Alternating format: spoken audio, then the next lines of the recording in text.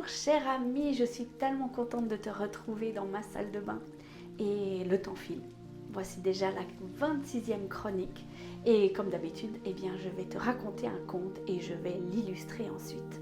On raconte que le roi Salomon aimait la reine de Saba. Et ce qu'ils aimaient particulièrement, c'était se faire des énigmes. Une fois c'était le roi Salomon, une fois c'était la reine de Saba. Ce jour-là, c'était à la reine de faire une énigme pour le roi.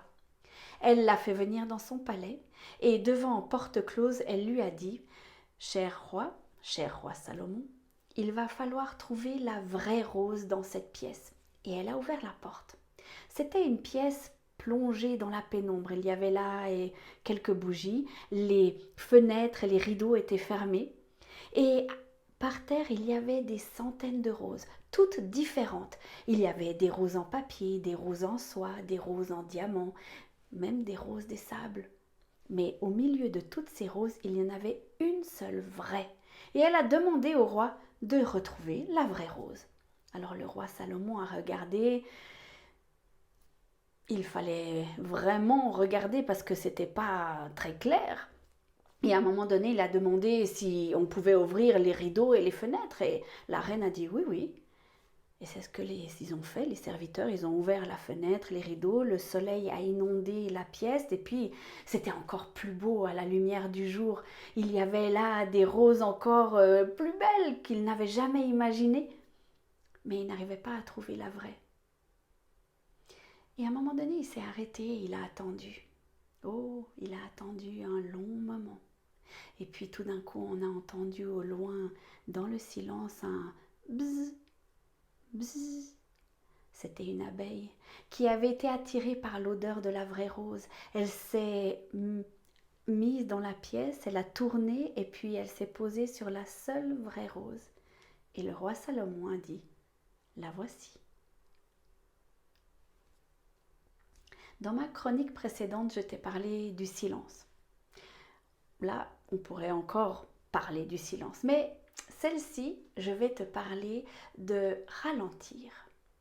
Ralentir dans un monde complètement fou, complètement bruyant, complètement où tout va très très vite, où lorsqu'on ne va pas vite, on te traite de débile parce que tu ne comprends pas, parce qu'il faut aller là, il y a le temps, c'est de l'argent, et puis qu'il faut être productif, il faut être bon, il faut apprendre, il faut voir, il faut connaître, il faut toujours être au fait de ce qui se passe partout dans le monde. Et quand on ralentit, c'est compliqué. C'est compliqué parce que ça va à l'encontre de la société. Alors on entend des gens qui ralentissent et souvent on se dit « Ah, j'aimerais bien parfois faire comme ça ».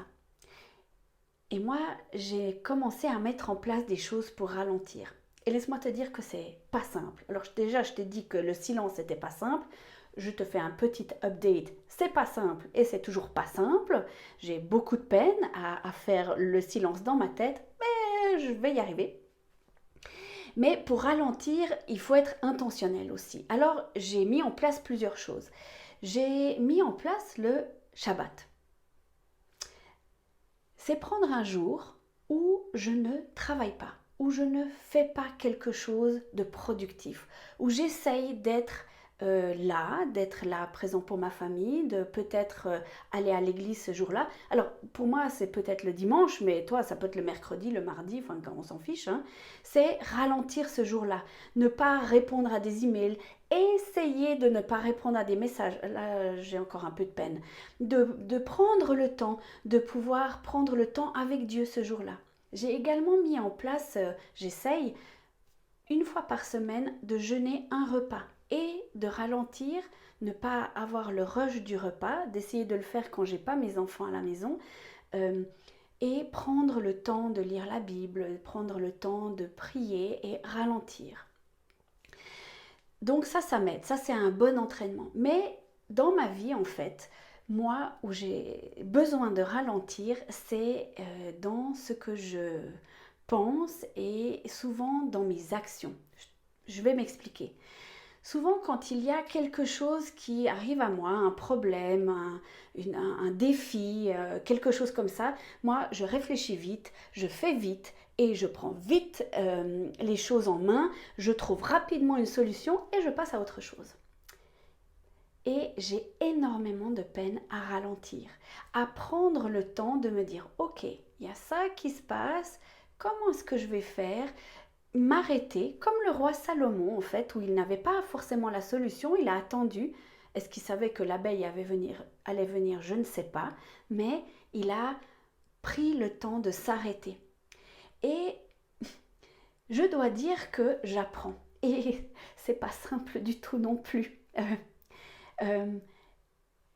Par exemple, l'autre jour, j'ai été face à un problème assez important pour moi où, en temps normal, j'aurais dit, bon, j'ai ce problème-là, je vais identifier ce qu'il ne va pas, je vais trouver des solutions, je vais mettre en place les solutions, je vais les discuter avec cette personne, je vais discuter avec l'autre, je vais faire mettre en place et puis une fois c'est réglé et tout.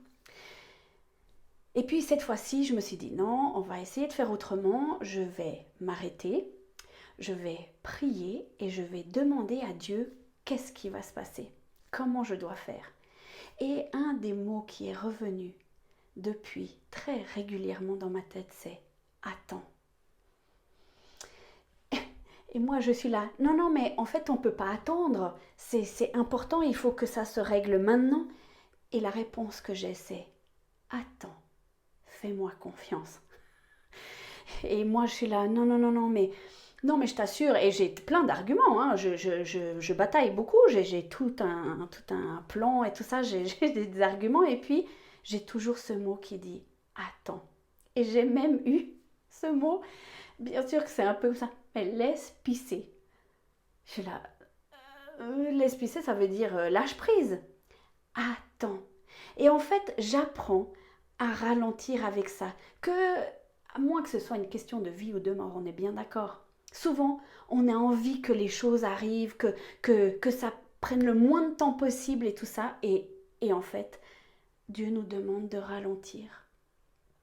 Quand on est dans le rush, quand on est dans la productivité, quand on est dans le faire, mais Dieu, il n'a pas le temps de nous parler. Il n'a pas le temps de s'arrêter. Enfin, il n'a pas le temps. Nous, on n'a pas le temps de s'arrêter et d'écouter ce que Dieu a à nous dire. Ce matin, j'ai marché avec une de mes amies et elle m'expliquait que ces jours-ci, tout d'un coup, elle a posé une question à Dieu, une question centrale, une question qui va peut-être changer vraiment le cours de sa vie.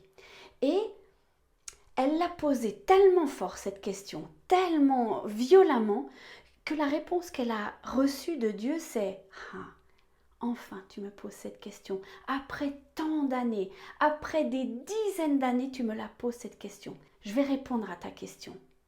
Mais je vais prendre le temps. » Et moi, quand elle me racontait ça, mais j'ai trouvé ça tellement génial. En fait, on aimerait tellement que Dieu nous donne nos réponses tout de suite, qu'on ait, et puis qu'on puisse passer à autre chose. Et là, c'était « je vais prendre le temps de te répondre parce que c'est très important. » Et le temps de Dieu, tu es bien d'accord avec moi, c'est pas notre temps du tout. Et il est tellement plus lent, mais tellement plus lent. Ça ne veut pas dire que il peut pas des fois répondre rapidement, ça c'est pas vrai, hein. C'est pas que on a un Dieu qui est un escargot, un paresseux ou ce que tu veux. Mais souvent, très souvent, tu seras d'accord avec moi de dire que il faut prendre le temps. Et je reviens toujours avec la même chose. C'est de l'entraînement. Toujours être intentionnel et avoir de l'entraînement. Parce que sinon on n'y arrive pas. Être intentionnel, c'est de se dire qu'est-ce que je vais faire pour ralentir. Alors moi je t'ai parlé du Shabbat, je t'ai parlé du jeûne, je t'ai parlé de les prises de décision et je suis encore pas du tout là-dedans, on est bien d'accord, enfin pas du tout, j'essaye, je m'entraîne. Et puis le faire en connaissance de cause, parce que tu vas pas l'apprendre comme ça. Tu vas pas l'apprendre, c'est pas miraculeux en fait. Et vraiment, peut-être que tu me diras, mais est-ce que ça vaut vraiment la peine? Est-ce que, franchement, moi ça va, en fait, quand j'aime bien, quand ça va vite, je suis bien comme ça. À un moment donné, tu vas être stoppé. On peut pas. On ne peut pas aller tête baissée dans les affaires comme ça sans réfléchir, sans s'arrêter, sans prendre le temps. Ou c'est ton corps qui va lâcher. Et je veux pas dire que le cancer que j'ai eu, c'était parce que j'allais trop vite et tout ça. Il y a plein de facteurs. Mais il n'empêche que cette maladie m'a obligée à regarder la vie autrement, à ralentir, à me dire qu'est-ce qui est important, qu'est-ce que je vais mettre en place pour aller mieux. Et ça a soulevé beaucoup de choses. Ça m'a freiné dans tout ça et ça a permis plein de guérisons. Alors je dis pas qu'il faut que tu aies une maladie, un cancer ou je sais pas quoi, mais on dit quand même que le stress, le fait d'aller toujours le plus vite possible, le fait d'aller toujours plus loin, comme ça, il y a un impact sur le physique très fort et il y a un impact sur le moral. Et, et c'était intéressant de voir que pendant le Covid, on a été obligé de ralentir et comment les choses ont pu se mettre en place. Alors c'est vrai que pour certains, ça a été l'horreur. Ça a été tout d'un coup, ils ont été face à eux-mêmes et ils se sont trouvés face à des choses qu'ils n'avaient pas envie de voir. Mais ça fait partie de la guérison, n'est-ce pas? C'est de regarder la caque qu'il y a dans notre vie. Alors, moi, je t'encourage à essayer de ralentir parce que ça en vaut la peine, vraiment. C'est difficile, hein. C'est, c'est à l'encontre c'est à l'encontre de notre société, c'est à l'encontre de ce qu'on nous demande, c'est à l'encontre de beaucoup de choses parce qu'on te demande d'être productif, on te demande d'être au taquet tout le temps, on te demande d'être bon et puis pour être bon, ben, il faut faire les choses et tout ça. Mais essaye de ralentir, essaye de ralentir et sois intentionnel. Tu te rappelles peut-être que dans ma précédente chronique de la salle de bain, j'avais parlé du silence et le fait aussi de ne pas sortir tout le temps son téléphone et rester dans le silence. Peut-être que dans une file d'attente, vraiment attendre et regarder ce qui se passe. Eh bien, je te redonne l'histoire de la file d'attente. Pourquoi pas la prochaine fois de prendre la plus longue file d'attente pour apprendre à ralentir? Ouais, je sais, c'est pas top. Mais il faut de l'entraînement, n'est-ce pas? Et parfois, il faut commencer petit. Souvent, il faut commencer petit. Alors, j'espère que cette semaine, tu arriveras à prendre du temps pour toi, pour Dieu, pour ta famille, pour tes amis. Et juste être, être. Je te souhaite une excellente semaine. À bientôt.